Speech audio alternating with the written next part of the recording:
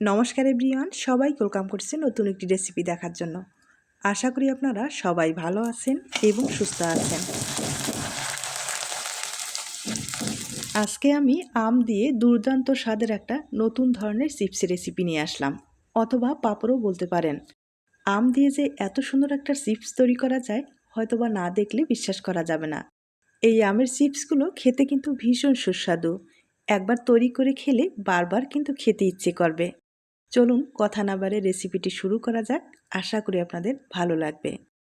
এখানে কয়েকটা আমি আম নিলাম, তবে আমগুলো কিন্তু অনেকটা ছোট। আপনারা চাইলে বড় আম ব্যবহার করতে পারেন। আমি এখানে ছোট কয়েকটা আম ব্যবহার করব।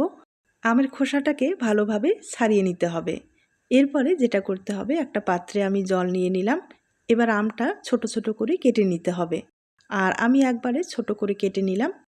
আমি কিন্তু বটিতে কেটে নিচ্ছি, আপনারা চাইলে ছুরি ব্যবহার করতে পারেন। ছোট করে কেটে নেওয়ার পরে এই আমগুলোকে ভালোভাবে ভাপিয়ে নিতে হবে। আর এবার আপনাদের চুলায় নিয়ে যাচ্ছি। তার আগে যেটা করতে হবে, এখানে কয়েকটা আমি মশলা ব্যবহার করব। এখানে গোলমরিচ এবং জিরা আর কয়েকটা মরিচ রয়েছে। এগুলো আমি কড়াইয়ে দিয়ে হালকা করে ভেজে নিব, তাহলে ভালো একটা কিন্তু ফ্লেভার আসবে। ভেজে নেওয়ার পরে এগুলো পাটায় বেটে নিব। আর এভাবে চিপসে যদি ব্যবহার করা যায়, খেতে কিন্তু দুর্দান্ত লাগবে। তবে এগুলো হালকাভাবে ভেজে নিতে হবে। বেশি করে ভাজলে পুড়ে গেলে ফ্লেভারটাও ভালো আসবে না, তাছাড়া খেতেও কিন্তু ভালো লাগবে না। তাই হালকা আছে ভেজে নিতে হবে। আর আমি কিছু সময় এভাবে নেড়ে চেড়ে নিলাম। এবার কিন্তু তুলে নিতে হবে। পুরোপুরি ঠান্ডা করার পরে পাটায় বেটে নেব।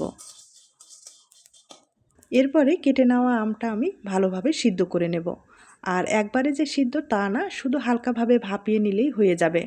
অনেক সময় কাঁচা আম দিলে হয় কি, পাঁপড়টা ফেটে যাওয়ার সম্ভাবনা অনেক বেশি থাকে।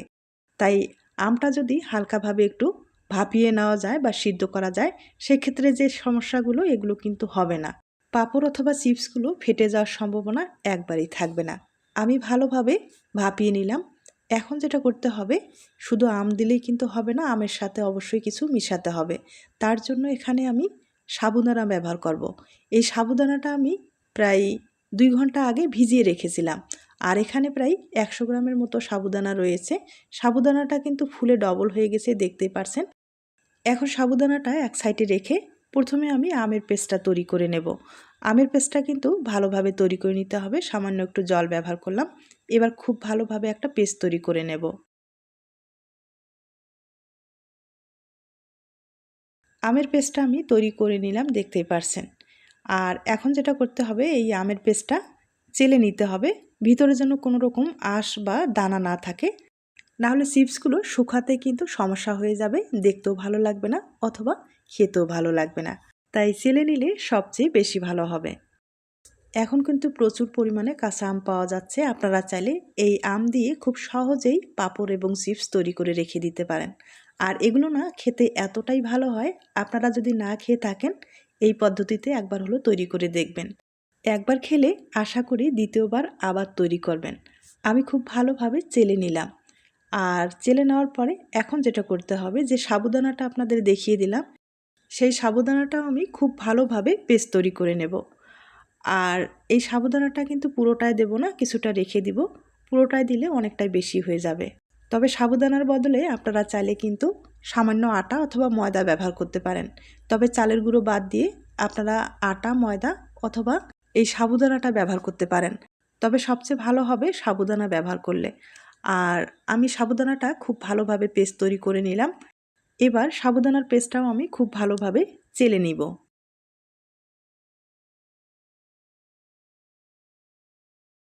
সামান্য পরিমাণে একটু জল ব্যবহার করব আর খুব ভালোভাবে চেলে নিব।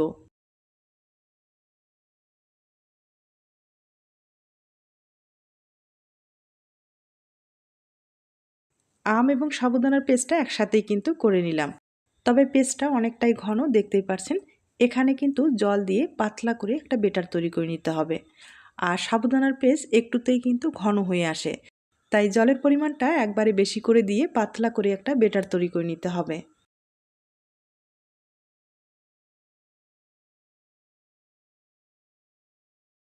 বেটারটা আমি একবারে পাতলা করে তৈরি করে নিলাম। এখন বেটারটা আমি কড়াইয়ে ঢেলে দিব।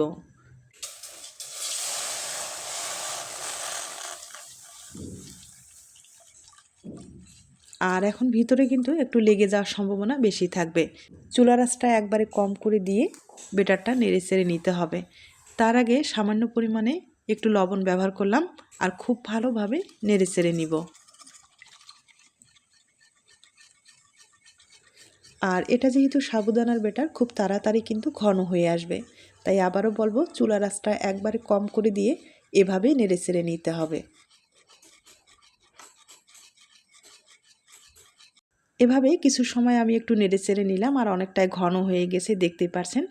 তবে আম যেহেতু দেওয়া রয়েছে, একটু আমের কালারটা হলে চিপসগুলো দেখতে ভালো লাগবে। তাই আমি দেখার সৌন্দর্যে সামান্য পরিমাণে একটু ফুড কালার ব্যবহার করলাম। আর অবশ্যই সবুজ কালারটা ব্যবহার করতে হবে, তাহলে দেখতে ভালো লাগবে। তবে আপনারা চাইলে কিন্তু এভাবেও রেখে দিতে পারেন। তবে দেখার সৌন্দর্যে আপনারা চাইলে সামান্য পরিমাণে একটু ফুড কালার ব্যবহার করতে পারেন। আমি কিন্তু এভাবে নেড়ে চেড়ে নিচ্ছি আর দেখতেই পারছেন অনেকটা ঘন হয়ে গেছে।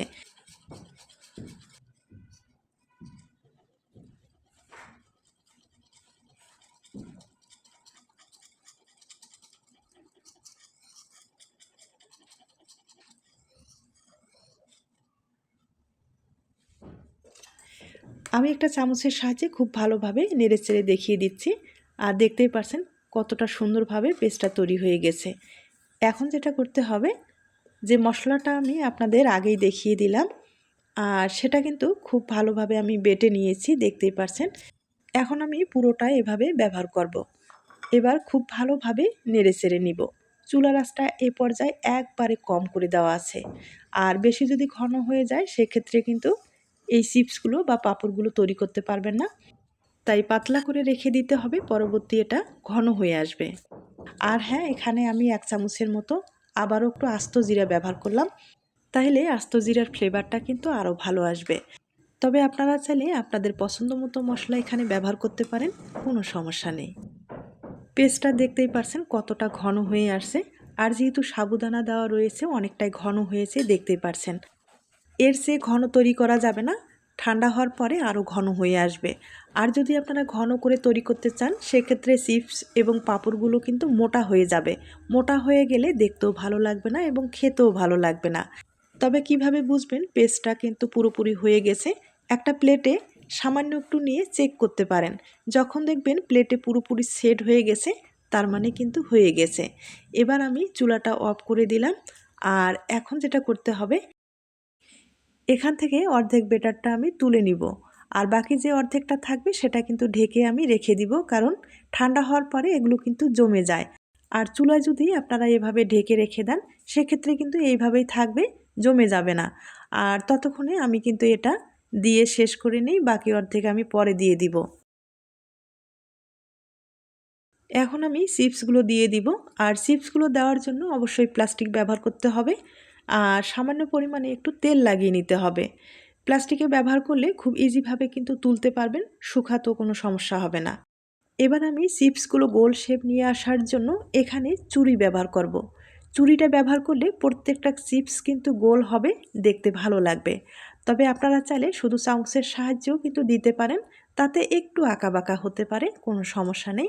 আর যদি আপনাদের কাছে চুরি থাকে সেক্ষেত্রে কিন্তু কয়েকটা চুরি নিয়ে এভাবে গোল শেপ করে তৈরি করে নিতে পারেন। তাহলে দেখবেন শুকানোর পরেও প্রত্যেকটা চিপস কিন্তু গোল হবে, দেখতে ভালো লাগবে।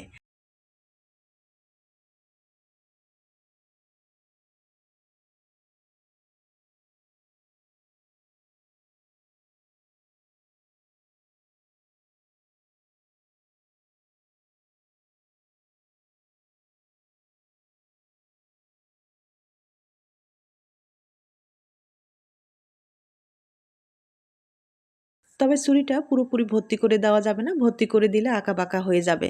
সামান্য একটু দিয়ে এভাবেই কিন্তু নিজেই সেট হয়ে যাবে, দেখতেই পারছেন। আর দেওয়া মাত্রই আপনারা কিন্তু চুরিটা তুলতে পারবেন, কোনো রকম সমস্যা নেই। আমি তুলে আপনাদের দেখিয়ে দিচ্ছি, দেখতেই পারছেন কতটা সুন্দরভাবে সেট হয়ে গেছে। তবে এতটাই পাতলা, এগুলো কিন্তু শুকাতেও কোনো সমস্যা হবে না। আপনাদের যদি রোদ্রের ব্যবস্থা না থাকে সেক্ষেত্রে কিন্তু ফ্যানের নিচে রেখেও শুকাতে পারেন। আমি কিন্তু ফ্যানের নিচে রেখে শুকিয়ে নেব, তবে একটু সময় লাগবে। আর যদি রৌদ্রের ব্যবস্থা থাকে সেক্ষেত্রে কিন্তু সরাসরি আপনারা রৌদ্রে শুকিয়ে নিতে পারেন, কোনো সমস্যা নেই। আর রৌদ্রে শুকালে কিন্তু বেশি ভালো হবে, কারণ দীর্ঘদিন পর্যন্ত আপনারা সংরক্ষণ করতে পারবেন। আমি আপনাদের আরেকবার তৈরি করে দেখিয়ে দিচ্ছি। আর একইভাবে কিন্তু সামান্য একটু বেটার নিয়ে এভাবে দিয়ে দিতে হবে। তবে বেটারটা পাতলা থাকতে হবে। আমি আবারও বলছি, ঘন হয়ে গেলে এই চিপসগুলো বা পাঁপড়গুলো মোটা হয়ে যাবে। মোটা হয়ে গেলে দেখতেও ভালো লাগবে না। তাছাড়া তেলে যখন ভাজবেন সেক্ষেত্রে কিন্তু ফুলতেও যাবে না। তার জন্য বেটারটা গরম অবস্থায় দিতে হবে। আর বেটারটা কিন্তু একটু পাতলা রাখতে হবে। আর ঠান্ডা হওয়ার পরে এমনিতেই ঘন হয়ে আসবে। আমি আবারও বলছি।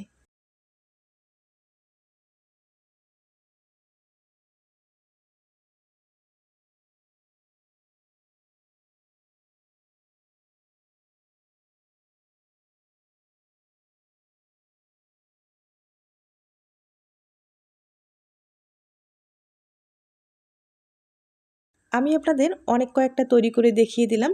চুড়িটা কিন্তু সাথে সাথে তুলতে পারবেন। আমি আবারও বলছি, কোনো রকম সমস্যা হবে না। আর যদি তুলতে গেলে একটু সমস্যা হয়, সেক্ষেত্রে চুড়িটা কিন্তু ভালোভাবে ধোয়ার পরে সামান্য একটু তেল লাগিয়ে নিতে পারেন। তাহলে তুলতে কিন্তু কোনো রকম সমস্যা হবে না।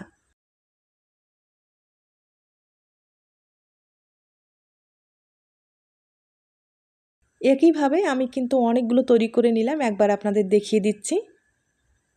আর দেখতেই পারছেন আমি অনেকগুলো তৈরি করে নিলাম। তবে শুকানোর পরে একবারে দেখিয়ে দিচ্ছি। আমি কিন্তু ফ্যানের নিচে রেখে শুকিয়ে নিলাম।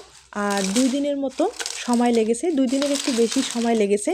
তবে আবারও বলবো, আপনাদের রৌদ্রের ব্যবস্থা থাকলে রৌদ্রে শুকিয়ে নেবেন, দেখবেন সময়টা কম লাগবে। আর শুকানোর পরে দেখতেই পারছেন চিপসগুলো কতটা সুন্দর হয়েছে। সবটাই কিন্তু গোল হয়েছে, হয়তোবা কয়েকটা আঁকাবাঁকা হয়েছে। আর দেখতেই পারছেন চিপসটাও অনেক পাতলা হয়েছে। এভাবে আপনারা সংরক্ষণ করতে পারেন। তবে আবারও বলবো, যদি আপনারা বেশি দিন সংরক্ষণ করেন সেক্ষেত্রে কিন্তু রোদ্রে শুকিয়ে সংরক্ষণ করতে হবে। তাহলে দীর্ঘদিন পর্যন্ত ভালো থাকবে। এখন আপনাদের কয়েকটা চিপস আমি ভেজে দেখিয়ে দিচ্ছি। আর এই চিপসগুলো না তেলে দেওয়ার সাথে ফুলে যায়, আপনারা হয়তোবা দেখে বুঝতে পেরেছেন।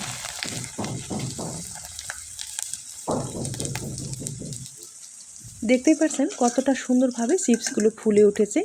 আর এরকম ধরনের চিপস খেতে কিন্তু দুর্দান্ত লাগে। ছোট থেকে বড় সবার পছন্দ হবে। আমি আবারও বলছি, আপনারা চাইলে খুব সহজেই আম দিয়ে চিপসগুলো তৈরি করে নিতে পারেন। আর এখন যেহেতু প্রচুর পরিমাণে আম আছে, আমি আবারও বলছি, আপনারা দেরি না করে খুব সহজেই কিন্তু এই চিপসগুলো তৈরি করে সংরক্ষণ করতে পারেন।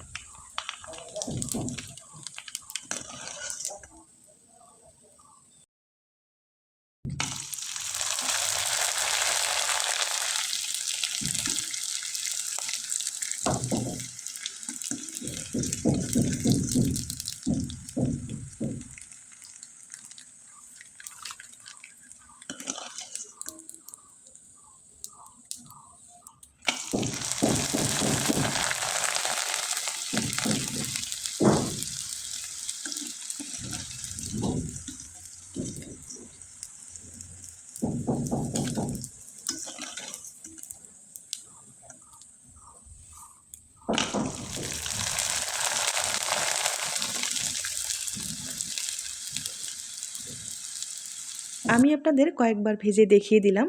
আর হয়তোবা দেখে বুঝতে পেরেছেন চিপসগুলো কতটা সুন্দরভাবে ফুলে উঠেছে।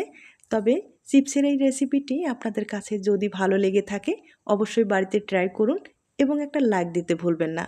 আজ তাহলে এ পর্যন্ত, নতুন কোনো রেসিপির সাথে আবার দেখা হবে। সবাই ভালো থাকবেন এবং সুস্থ থাকবেন।